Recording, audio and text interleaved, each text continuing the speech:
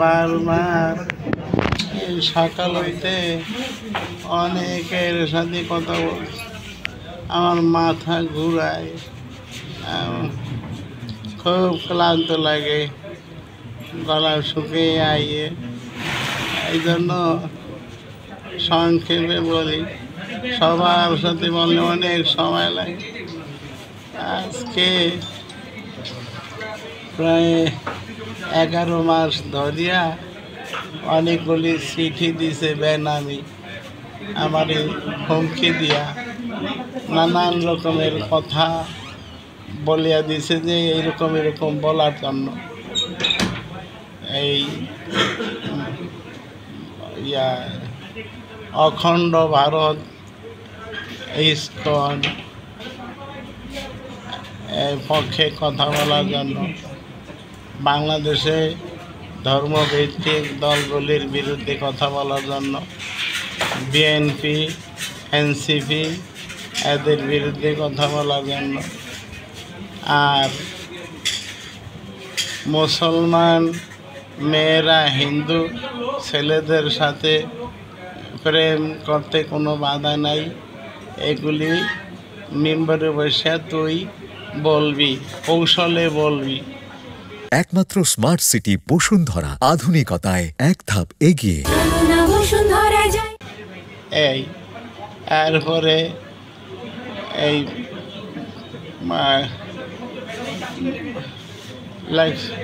ওই 21 তারিখের সিডি, এটার মধ্যে লাগছে কোরআন পাঠ করতে পারবি না, আল্লাহ, মোহাম্মদ, ইসলাম শব্দ মুখে বলতে পারবি না, বাংলাদেশ বলবি না, বাংলাদেশ নামক জারজ রাষ্ট্র এইটারে বাংলাদেশ বলবি না, পূর্ববঙ্গ বলবি, আরও অনেক ধরনের কথা। এরপরে গতকালকে এই 7টার দিকে হাঁটতে বাইরেছিলাম, এরপরে এইরকম একটা গাড়ি আসা মুখে কি জানি ধরছে, আর পিছিয়ে দিয়া আমার অপারেশনের জায়গায়, ব্রেন টিউমার অপারেশনের জায়গায় জোরে 2-3টা থাপ্পড় দেওয়ার পরে আর বলতে পারি না কি হয়েছে অবস্থা, খালি এইটুকু অনুভব করছি যে মানে যদি কই নেয় এইরকম। তারপরে এইখানে কতক্ষণে আসছে কইতে পারি না, আমার মোবাইলটা কোন সময় লয়ে গেছে তাও কইতে পারি না, আমার টাকা পয়সা হাঁটতে বাইরেছি তেমন বেশি ছিল না, 1-1.5 হাজার টাকা ছিল পকেটে। এরপরে এখানে আসার পর আমারে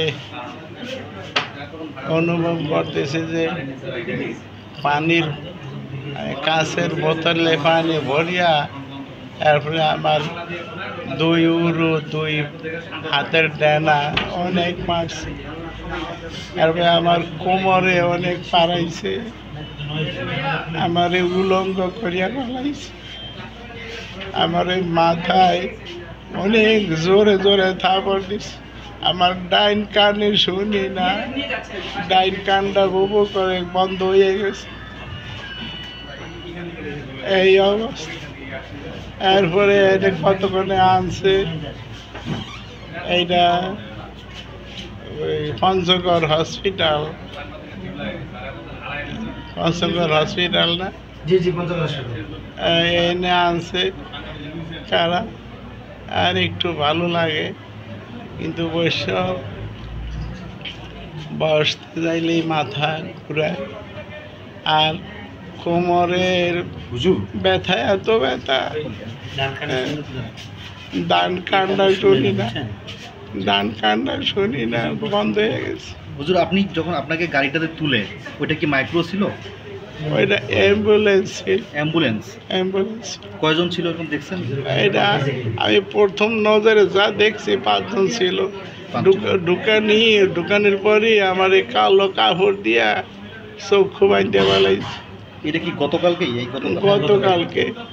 গতকালকে সন্ধ্যা 7টার না, সকাল 7টার দিকে। আচ্ছা,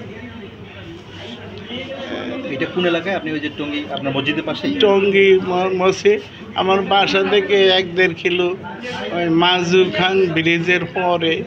আচ্ছা, কাউকে চিনতে পারেন না? কাউকে চিনতে পারি নাই। আর কথাগুলি এদেরকে বাংলাদেশের নাগরিক মনে হইল না। এরা শুদ্ধ বাংলায় কথা বলে, মানে প্রমিত বাংলায় কথা বলে। আমার মা প্রায় 100 বছর বয়সে ইন্তেকাল করছে 22 সনে। আমার মাকে যা গালাগালি করছে সব শুদ্ধ ভাবে গালাগালি, শুদ্ধ ভাষা। যে চিঠিগুলো আসতো আপনার কাছে, এগুলোতে কি কোনো নাম থাকতো, কারো কোনো প্রতিষ্ঠান না, সংগঠন? ওই যে বললাম যে কোনো নির্দিষ্ট নাম লেখায় নাই, যে কিন্তু যেগুলি লেখছে